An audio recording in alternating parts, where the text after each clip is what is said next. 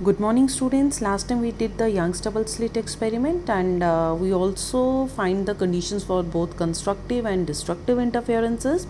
In our today's lecture, we'll calculate the fringe width. As all of you know, fringes are the bands, both bright and the dark bands, which we get in the interference pattern on the screen. Now let's calculate the fringe width. Beta, all of you are familiar with this diagram now, and you can see the waves which are emitting from this slit S1 and S2. They superimpose and we get a pattern on the screen here. The pattern we get is the interference pattern that consists of bright and the dark bands, which we call as fringes also. Beta, we get the bright or the dark band. It all depends upon how waves are superimposing. It depends, we calculated last time, it depends upon their path difference or the phase difference between the waves which are superimposing. I'm just writing the conditions here again, because we will use these conditions later on when we calculate the fringe width. As you know, as we already calculated, we get the bright fringe or we get the this constructive interference only when the phase difference between the waves which are superimposing is this even multiple of pi, where n starts from 0, 1 and so on, or the path difference which we represent by delta x is even multiple of or integral multiple of lambda and starts from 0, 1 so on, and we get the dark fringe or we get the destructive interference only when the phase difference between the waves which are superimposing is odd multiple of pi. Here n starts from 1. Beta, here we can write 2n plus 1 also. The only difference is when we take the plus sign, we take n from 0, and we take the minus sign, we write n here 1. In both the cases you get the same results, and this our path difference is odd multiple of lambda by 2 and n starts from 1 to so on. We'll use these conditions later on. Now let's come back. See here beta, now in the interference pattern, as I told you, we get the bright or the dark band on the screen only when the waves which are superimposing, their path difference is even multiple of lambda, and if their path difference is odd multiple of lambda by 2, we get the dark band on the screen. Beta, on the screen you can see this spot O. At this point we always get the bright band. Why we get the bright band? You can see this point O is at same distance from these two slits. It is at equidistant from slit S1 and S2. So the waves which are reaching from S1 and S2 after superimposing here, they covers equal distance. As they are covering equal distance means their path is same. Their path is same, so the difference between their path is 0. At O we get bright band. Why bright band? As I told you, because both the rays emitting from these two slits after superimposing reaching here at same time, so their path they are covering is same, so the path difference which we represent, path difference is 0. When their path difference is 0, say here beta condition, when we put 0 here, we get delta x 0 in bright fringe, not in the dark fringe, because even if there is 1 here, n starts from 1, even if there is plus, n starts from 0, when you put 0 here, you get the factor of lambda by 2, you get 0 only in the bright fringe. So the path difference is 0, means at the center we get the bright spot. Now we will see on the both sides of this center point we get the interference pattern, whether we get the bright spot or bright fringe, or we get the this dark fringe. It all depends upon the path difference between the waves which reaches the screen. Okay, to calculate the path difference, or to calculate the bright or the dark spots on the screen. I'm considering point P on the screen here. You can take point anywhere. So the waves which are reaching from this slit to point P, I'm representing by drawing this line, this, and the waves which are emitting from slit S2, they reaches the point P. This line is not straight. It's always difficult to draw the lines diagram when holding the phone. Okay, let's see beta. The point which I consider here is at a distance of x from this center point O. Beta, now we will see the rays which are reaching, or the waves which after superimposing which are reaching point P, if their path difference comes out to be this integral multiple of lambda, then point P is bright. If their path difference comes out to be odd multiple of lambda P by lambda by 2, then the point P is our at point P we get the dark fringe. Now let's calculate the path difference. But you can easily see in the diagram the waves which reaches from S1 to P are covering the smaller distance in comparison to the rays which are reaching from S2 to P. So the distance or the path covered by these rays is much more greater than that of this emitting from S1. So the difference in their path is, we represent the path difference. I am writing here. Now the path difference is delta x. We representing it by delta x is equal to S2P minus S1P. Now we calculate this S2P and S1P. Here, before calculating, let me label this diagram. I am drawing the perpendicular from S1 on this screen and from S2 on the screen at point A and B. And the distance between these two slits I am taking from the center is D, small d. The distance between the slit is D, and this is the center point. Let it be C. If this is the if this distance is D, then this is D by 2, half of D. This distance is also half of D because I am taking it from the center, and the distance between the slit and the screen I am representing by capital D. Now we calculate the path difference S2P and S1P through this diagram using the Pythagoras theorem. Now let's start. It's already it's very lengthy, so without wasting time, let's start. The paths in order to calculate the path difference S2P, I am considering this triangle S2PB.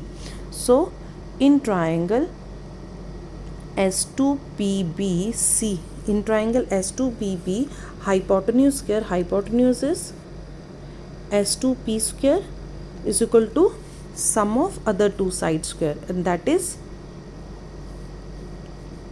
S2B whole square plus PB whole square. Now in the diagram, it's S2B is D square plus PB is C, PB is PO plus OB, and PO is X and OB is D by 2. This is PO plus OB whole square. It's clear? No, it's not clear. What happened? It's still blurred. What's happening? There is always a problem. Yeah, it's clear now. Now in the diagram, you can see this PO is X and OB is D by 2. This is X plus D by 2 whole square. Now see,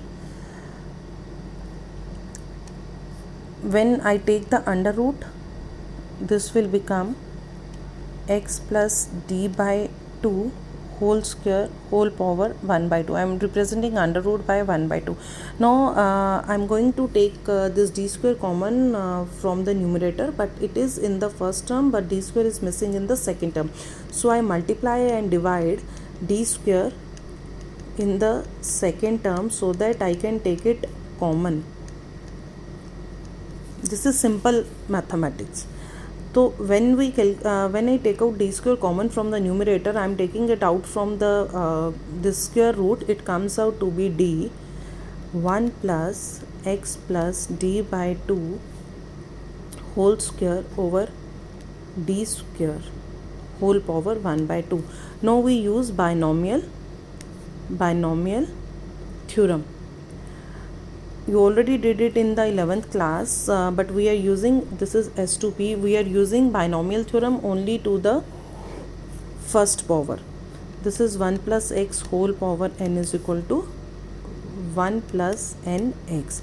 So when I use the binomial theorem here, this 1 and 1, and when I compare, I multiply.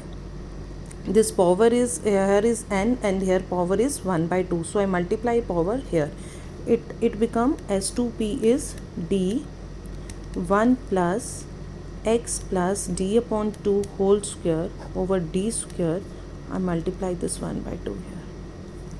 This is my S2P. Now I find out the S1P. Now for S1P we use the same mathematics here. This S1P in this diagram, hypotenuse square is equal to sum of other two squares. Now for S1P, now in triangle, which is the triangle S1PA. It's S1. It's S1. Now in triangle S1PA, hypotenuse square S1P square. S1P square sum of other two sides square. It is PA square plus AP square. Now see in the diagram, this no, it's not AP, the CC in the diagram. S1P is whole square is equal to this S1A. It is not, okay, I'm writing here again. Hypotenuse square is equal to S1A square plus S1A square. It's clear, diagram and the mathematical part. It's S1A square plus PA whole square. Now in the diagram, S1A is D, it's D square plus PA is C. What PA is? PA is OP minus OA. Okay, PA is in the diagram, from the diagram, PA is OP minus OA whole square. Our OP is x. It's x minus d upon 2 whole square. This one OP minus d12 whole square. No, it's d. Now I'm taking the square root of this, under root of this, then it becomes d square plus x minus d upon 2 whole square. Its whole power 1 by 2. Now again I'm taking this, it's d square, okay, not d2, it's d square here. Now I'm taking the d square common, the same what I did in my, when I find S2P, the same thing I am applying here. I am taking the d common. It's 1 plus x minus d upon 2 whole square over d square. It's 1 by 2. In the same way we will multiply and divide here by d square. I am not writing here only to waste time. So we multiply, as it's clear to you, it's we multiply here and divide here by d square, and we take d common, take out from the under root. It comes out to be like this, and we apply binomial theorem. When we apply binomial theorem, the binomial theorem is same. This is 1 plus x whole power n, it's 1 plus a n x. So S1P is d 1 plus 1 upon 2 x minus d upon 2 whole square over d square. This is what we get. Now we get the S2P, we get S1P. Now we find the path difference. Now the path difference, delta x is equal to S2p minus S1p. What is our S2p? Let me see. S2p is d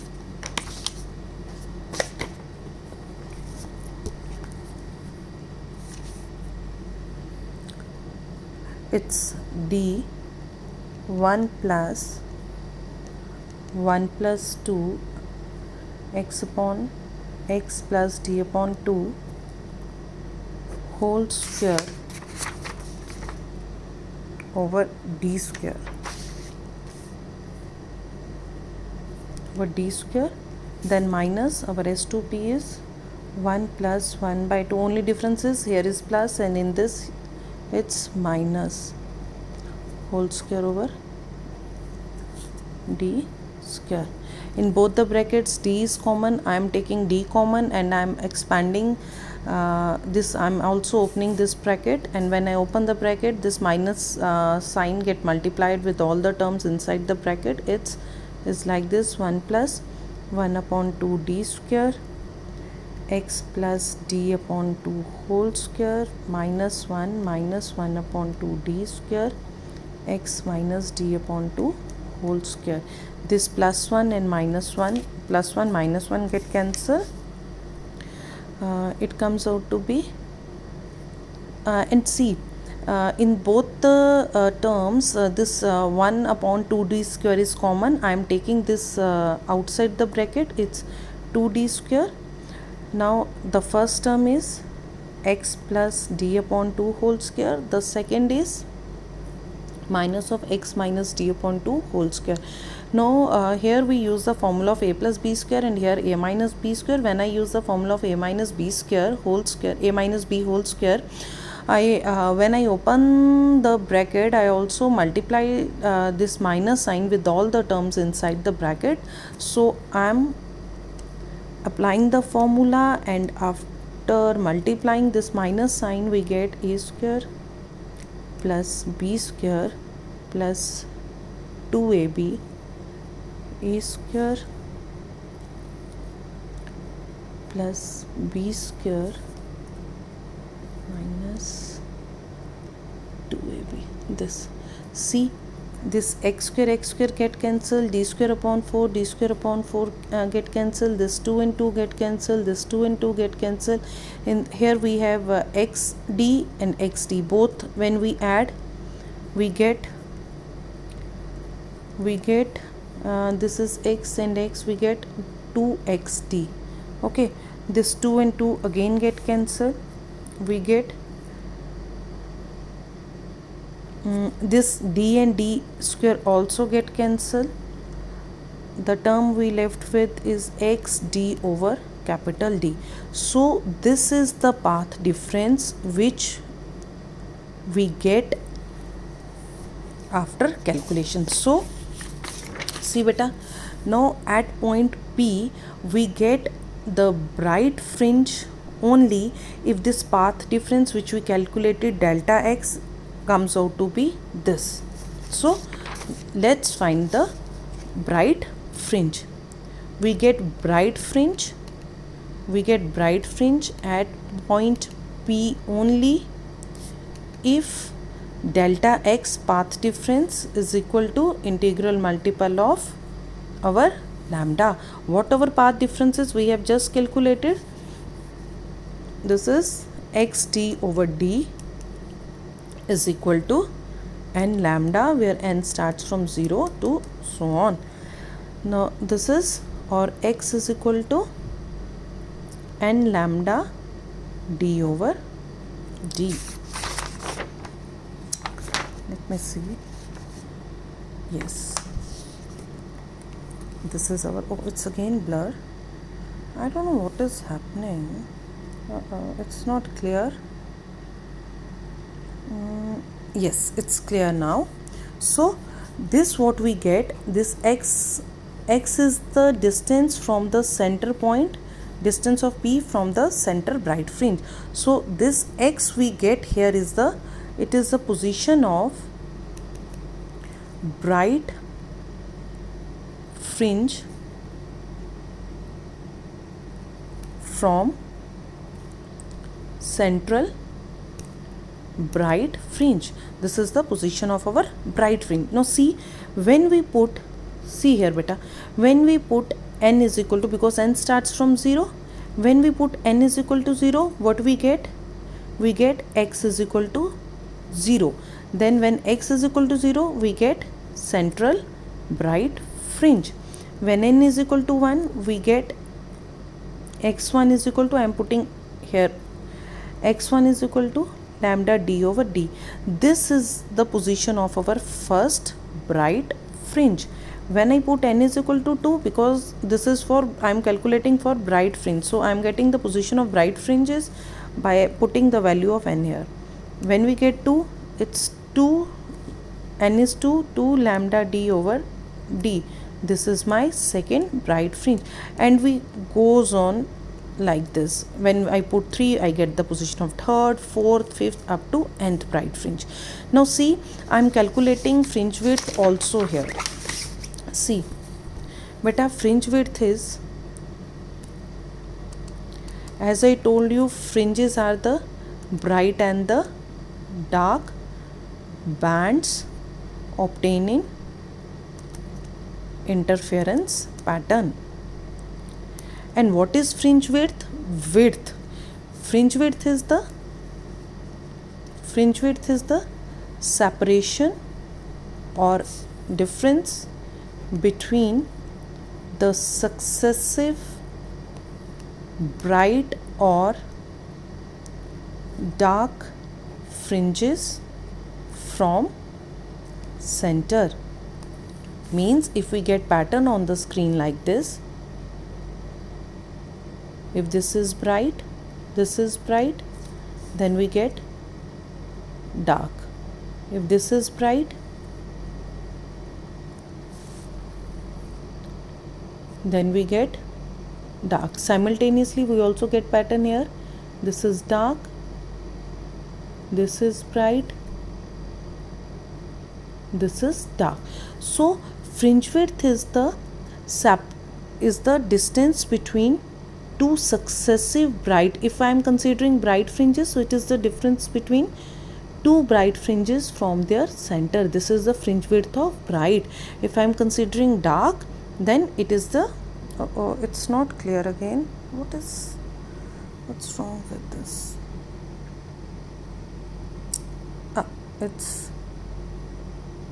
It's not clear.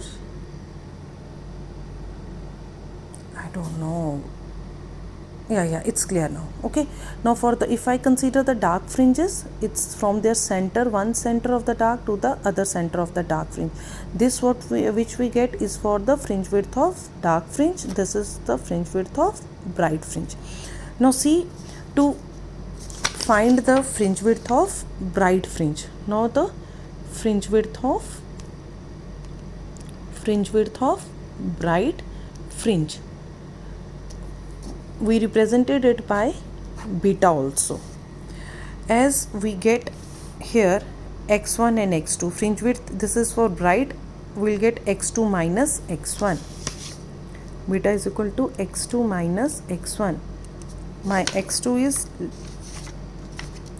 it is 2 lambda d over d minus its lambda d over d. When I subtract, I get its lambda d over d. So this is the fringe width of my bright fringe. Now let's see for the dark fringe. We get the dark fringe at point P. At point P, if path difference, what path difference we calculated? If path difference is odd multiple of, we already calculated this, lambda by 2. If at point P the path difference, what comes out to be this, we get the dark spot. The path difference we calculated is this. The path difference is, put the value of delta x here, it's x d over d is equal to 2n minus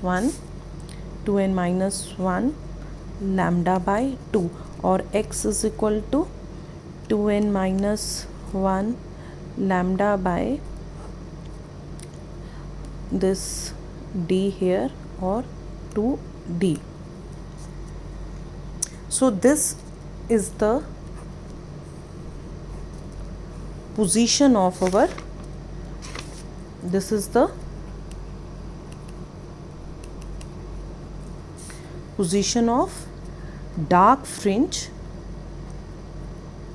from our central bright fringe. So this is the position of dark fringe. Now in order to find the dark fringes, I put the value of n here. So I get the, when I put n is equal to 1, I get the first dark fringe. When I put n 1 here, we get lambda d over 2d. This is my first dark fringe. When I put n is equal to 2, then the position of, I get the position of second dark fringe. When I put here, it comes out to be 3 lambda d over 2d. This is my second dark fringe, and we goes on substituting the value and finding the value of the fringes, position of the fringes. Now see beta, for the fringe width I am writing here. Now for the fringe width of dark fringes, as per the definition, it is the difference of the between the two successive or consecutive dark fringes. So my first is x2, second is x1.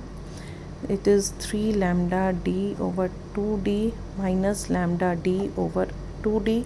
When I subtract, it's 2 lambda d over 2d. This 2 and 2 get cancelled. It's lambda d over d. This is for dark. Beta, now see here, for both dark and the bright fringes, we get the same fringe width. It means the pattern which we get on the screen, their width is same. Now this is all for the calculation of the fringe width. Now number of C, okay. See, in this expression, the fringe width depends upon the wavelength. It depends upon the distance between the screen and the slit, directly depend upon these two factors, and inversely depend upon the distance between the slits. Now sometimes it is asked, many times, sometimes it can be asked in your exams. Our expression is this for the fringe width. See, if the distance between, we have the slits, if the distance between the slits, if the distance between the slits, see, if the distance between the slits increases, then the fringe width decreases. When the distance between the slits increases, then what happen? The fringe width decreases. It means the fringes are coming close to each other. It means fringes are coming close to each other. When fringes are coming close to each other means we get general brightness or general illumination on the screen. We will not see any pattern. And if the distance between these two slits, if the distance between two slits decreases, means the slits are coming closer and closer to each other, the fringe width is increasing, the width of the fringes is increasing. It means we are seeing the general light on the screen. Is it clear? It means the fringe width increases, means they are going bigger, and we get general light on the screen. And beta, see what happen if we replace the monochromatic source. We are using here the monochromatic source of light, the single wavelength, but what happen if the monochromatic source is replaced by the white light? If monochromatic source is replaced by the white light, and you know white light consists of all the colors, and then at the center spot, you will see the white, and above this you will see the blue and the red fringes. Basically, just wait. Actually, basically what happens when we replace monochromatic source by this white light, actually what happens, every color, it's, you already read this web. The wavelength of the red is maximum and the wavelength of violet is minimum. So this, when the white light, we replace it by the white light, this every color has its own wavelength, and at different points on the screen, these all these colors are, they have their own fringes on the different points on the screen. They have their own pattern, and they will also interfere in the area of other colors. So what will happen, at some distance from the center, the fringes are not clear, they are only overlapping each other. So this is all about your fringe width. And one more thing, if the distance between the slit and the screen, plane of the screen and the slit increases as compared to this your fringe width, then what happen, the pattern you will get, the interference pattern you will get, these are the straight lines, these are straight one. It's already very lengthy. If something left in this topic, I will cover in my next lecture. I think only intensity curve left, I will show it to you in my next lecture.